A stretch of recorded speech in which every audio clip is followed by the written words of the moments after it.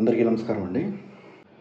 నిన్న నాదెండ్ల మనోహర్ గారు సివిల్ సప్లైకి సంబంధించి రైతుల కోసం ఆయన పడుతున్న కష్టం, రైతుల కోసం ఆయన పనిచేస్తున్న తీరు చాలా ఆనందం కలిగజేసిందండి. ఫస్ట్ మనం కంపేర్ చేద్దాం వైఎస్ఆర్సీపీ కన్స్యూమర్ సివిల్ సప్లైస్ మంత్రులకి, జనసేన పార్టీకి సంబంధించిన సివిల్ సప్లైస్ మంత్రులకి మనం కంపేర్ చేద్దాం. ఈ వీడియో ప్రతి ఒక్కరికి షేర్ చేయండి. ఎందుకంటే ఇది ప్రతి రైతన్నకి తెలియాలి, చదువుకున్న ప్రతి ఓడికి తెలియాలి. అగ్రికల్చర్ని ఈ గవర్నమెంట్ ఏ స్థాయిలో ప్రమోట్ చేస్తుందో అందరికీ తెలియాలి. అసలు ఈ ప్రభుత్వం ఏం చేస్తుందో అందరికీ తెలియాలి, చెప్పాలి. మనం ప్రజలకి మనం ఏం చేస్తున్నామో చెప్పగలిగితేనే కదా. సో దయచేసి ఈ వీడియోని అందరికీ షేర్ చేయండి. ఇక కంటెంట్లోకి వెళ్దాం. వైఎస్ఆర్సీపీకి సంబంధించిన వరకు ఇద్దరు పనిచేశారు దానికోసం.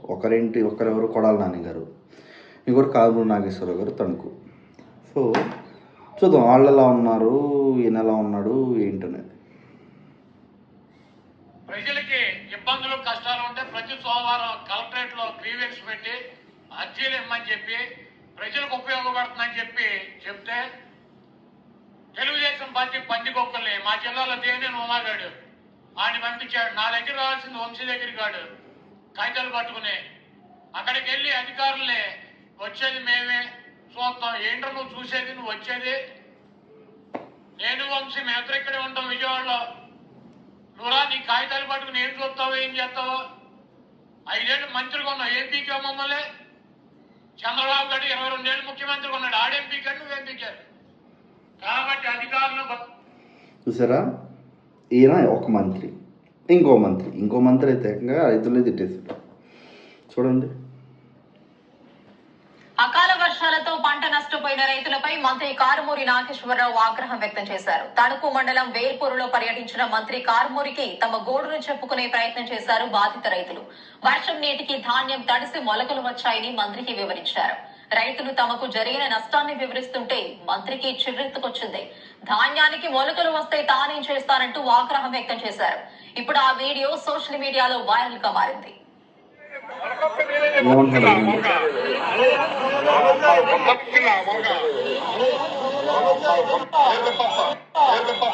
అది మ్యాటర్. ఆ ఎర్రిపప్ప అన్నదాన్ని ఆయనంతట ఆయన దాన్ని ఎలా కవర్ చేసుకున్నారో చూడండి. ఇప్పుడు తీసుకోవాలి, అది మా దగ్గర వాడుక భాష. అది అక్కడ మేము నిన్న ఎంత జరిగింది, రైతులందరితోటి మాట్లాడుతా ఉన్నాం, రైతులందరూ కూడా చెప్తా ఉన్నారు. దానికి తగ్గట్టుగా వాళ్ళందరికీ కూడా ఆదేశాలు ఇవ్వటం జరిగింది.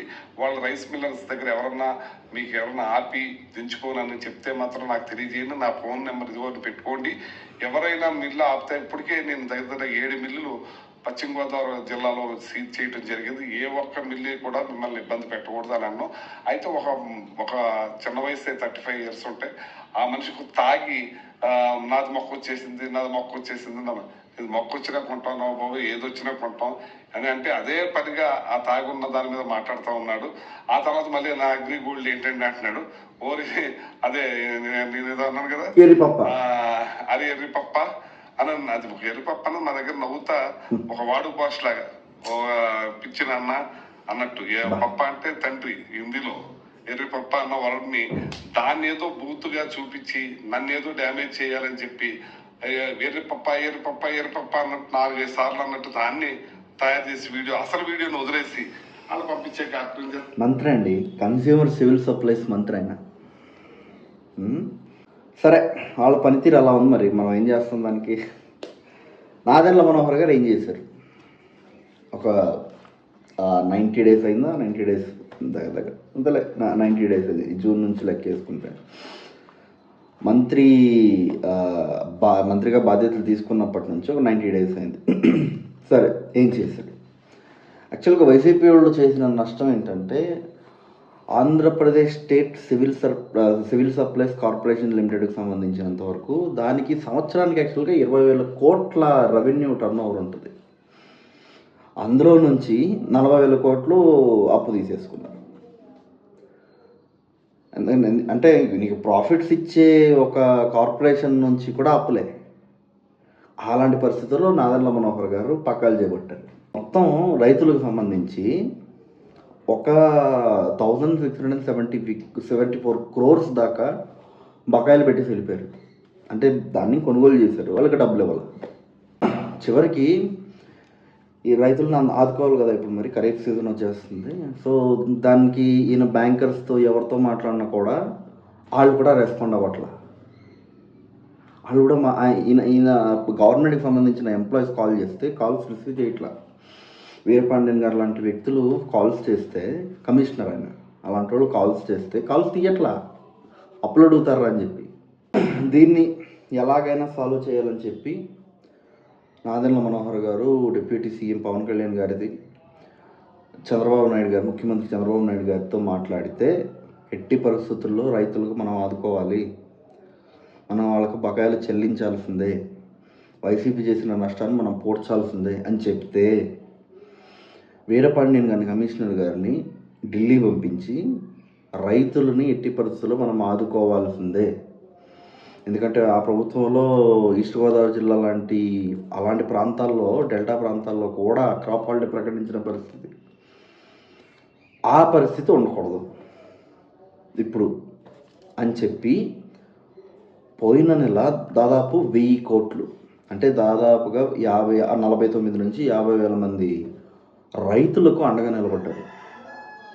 Civil supplies corporation limited of Andhra Pradesh మంత్రి నాదెండ్ల మనోహర్ గారు వాళ్ళకు అండగా నిలబడ్డారు 50,000 మంది. ఈసారి అంటే నిన్న వెస్ట్ గోదావరికి సంబంధించి 472 కోట్లు, ఈస్ట్ గోదావరికి సంబంధించి 301 crores రైతులకి ఇచ్చారు, డబ్బులు ఇచ్చారు. అంటే బకాయిలు మొత్తం చెల్లించేశారు. అండ్ ఆయన ఇస్తూ ఒక హామీ ఇచ్చారు. ఏమని ఇచ్చారు?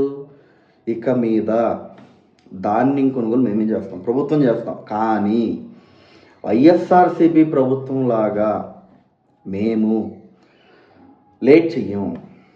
48 అవర్స్లో ధాన్యం తీసుకున్న 48 అవర్స్లో మీ ఖాతాలో డబ్బులు పడిపోతాయి అని హామీ ఇచ్చారు ప్రభుత్వం తరఫున సివిల్ సప్లైస్ మంత్రి. అండ్ నాదెండ్ల మనోహర్ గారి పనితీరు మీద ప్రోగ్రెస్ చూస్తే అసలు అద్భుతం. అసలు కాకినాడకు సంబంధించినంత వరకు బియ్యం అక్రమ రవాణాను ఆపేశాడు మనిషి. 35,000 మెట్రిక్ టన్నులు కాకినాడ పోర్టులో ఆపేశారు. కాకినాడ వారాహి సభలో శ్రీ పవన్ కళ్యాణ్ గారు, అప్పటి జనసేన పార్టీ అధ్యక్షుడు, ఇప్పుడు డిప్యూటీ సీఎం, ఈయన ద్వారంపూడి చంద్రశేఖర్ రెడ్డి అనే అతను ఇక్కడి నుంచి ఆఫ్రికాకి బియ్యం తరలిస్తున్నాడు, ఇక్కడ ఉన్న బియ్యాన్ని అక్కడ అమ్ముకుని ప్రజల డబ్బుది, ఎవరి సొత్తది?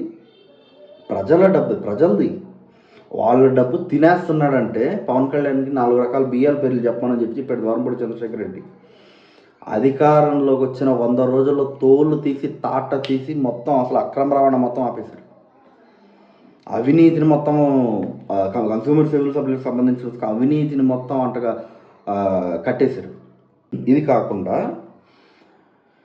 కన్స్యూమర్ సివిల్ సప్లైస్ అనే డిపార్ట్మెంట్ ఎలా నడుస్తుందంటే, కందిపప్పు నార్మల్గా మీరు కావాలంటే చూసుకోండి, కొన్ని సిటీస్లో 220 దాటింది, కొన్ని సిటీస్లో 180 ఉంది. కానీ ఆంధ్రప్రదేశ్ వ్యాప్తంగా కందిపప్పు రేటు 180 నుంచి 150 రూపాయలకి తగ్గించారు. ఇది అధికారంలోకి వచ్చిన 100 రోజుల్లో జనసేన పార్టీకి సంబంధించిన శాఖ మంత్రి చేసిన పని అది. 100 days లోపే, 100 days కూడా అవ్వాలా, 100 days లోపే 30 రూపాయలు తగ్గించారు కేజీ మీద. ఇంకోటి ఏంటంటే, వీళ్ళు చేసిన వైసీపీ వాళ్ళు చేసిన దాష్టికం, ఆ రేషన్ బండ్లు వస్తాయి కదా, ప్రతి ఇంటికి డోర్ డెలివరీ చేస్తామని చెప్పి, అవి దాదాపు 9,260 వ్యాన్స్ తీసుకున్నారు. దానికి 3,000 కోట్లు ఖర్చు పెట్టారు. పోనీ అదైనా సక్రమంగా చేశారు, 3,000 కోట్లు పెట్టుబడి కదా, అదైనా కరెక్ట్గా చేశారంటే వాళ్ళు ఇంటింటికి డోర్ డెలివరీ చేయరు. ఇంటింటికి డోర్ డెలివరీ అనేది బ్రాండింగ్. అది వాళ్ళు వీధి చివరిలో నిలబడతారు, అందరూ అక్కడికి వెళ్ళి తీసుకోవాలి. అండ్ వీధి చివర ఎవరైతే వాళ్ళు నిలబడతారో వాళ్ళు ఎప్పుడు రారు, వాళ్ళు ఎప్పుడు వస్తే మనం అప్పుడు వెళ్ళి తీసుకోవాలి. అదే రేషన్ షాప్స్ ఉన్నాయనుకోండి, రేషన్ షాప్స్లో మనకి ఎప్పుడు వీలైతే 15 రోజులు ఎప్పుడు వీలైతే అప్పుడు పోయి తీసుకోవచ్చు. సో జగన్ ఏం చేసి ఉండాలంటే రేషన్ షాప్స్ని పెంచాలి. అలా పెంచినప్పుడు ప్రజలకి అనుకూలంగా ఉంటుంది అది. ఇప్పుడు జనసేన ప్రభుత్వం ఏం చేసింది, ఆ రేషన్ షాప్స్ని 10,000కి పెంచిపోతుంది. ఇది కదా రిఫార్మ్ అంటే, ఇది కదా సామాన్యులకు అండగా నిలబడడం అంటే, ఇది కదా రైతులకు అండగా నిలబడడం అంటే. ప్రజలు గుర్తుపెట్టుకోండి, ప్రజలు ఆలోచించాలి ఇదంతా.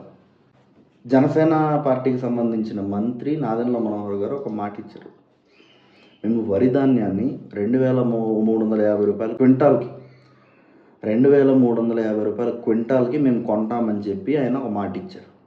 చాలా మంచి నిర్ణయం తీసుకున్నారు. ఇలాంటి రిఫార్మ్స్, ఇలా రైతులకు అండగా నిలబడే పరిస్థితులు ఉండాలి కదా. అది మానేసి ఎర్రి పప్ప అందెట్టడం, నీ అమ్మ మొగుడిస్తాడా సన్నమయ్యం అందెట్టడం, ఇవన్నీ. ఆయన సన్నమయ్యం అన్నాడు కదా. నాదెండ్ల మనోహర్ గారు నేను చెప్పారు చూడండి, మేము త్వరలోనే రైస్ క్వాలిటీని పెంచే కార్యక్రమం కూడా మొదలు పెడతాం, రైస్ క్వాలిటీ పెరుగుద్ది అని చెప్పి హామీ ఇచ్చాడు మనిషి. అలా ఉండాలి. అది కదా పరిపాలన, అది పరిపాలన దక్షత అంటే. Thank you.